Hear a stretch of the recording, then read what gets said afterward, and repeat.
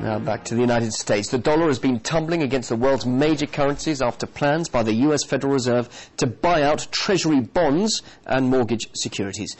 The $1 trillion needed for the plan is bringing the jitters to those dealing in dollars. And for more on this, I'm now joined live by our correspondent in New York, Marina Portnair. Marina, it seems the Obama administration hopes to kickstart the economy by simply printing money. I mean, it's just as the British government and others have decided to do.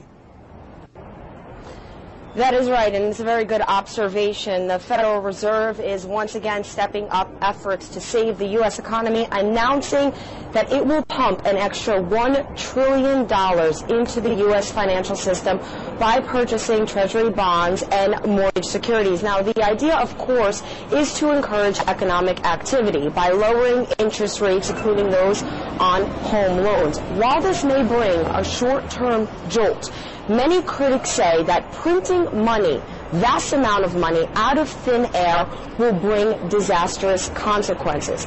More specifically, hyperinflation and the plunge of the U.S. dollar. Many experts have gone on record saying that the U.S. monetary policy has passed the point of no return when it comes to printing money.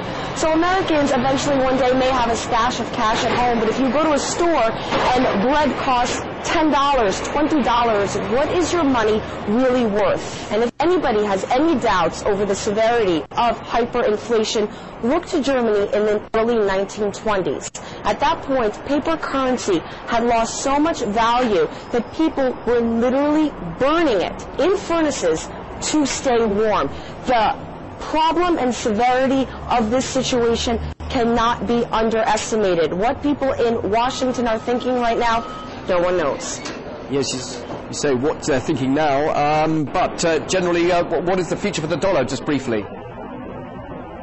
Very good question, and you ask it at the right time. A panel of economic experts at the UN are scheduled to meet sometime next week, proposing that the world ditch the U.S. dollar as the reserve currency. Now, this panel of economic experts are instead expected to propose a shared basket of currency, and this means that the world, essentially the majority of the international community, is losing confidence in the strength and stability of the U.S. dollar. Now, according to reports, Russia is also planning to propose the creation of a new reserve currency to be issued by international financial institutions. This announcement is expected to be made next month at the April G20 summit meeting. Okay, Marina, thanks very much indeed. That's our correspondent, Marina Portnair, reporting on the weakening U.S. currency, coming to us live from New York.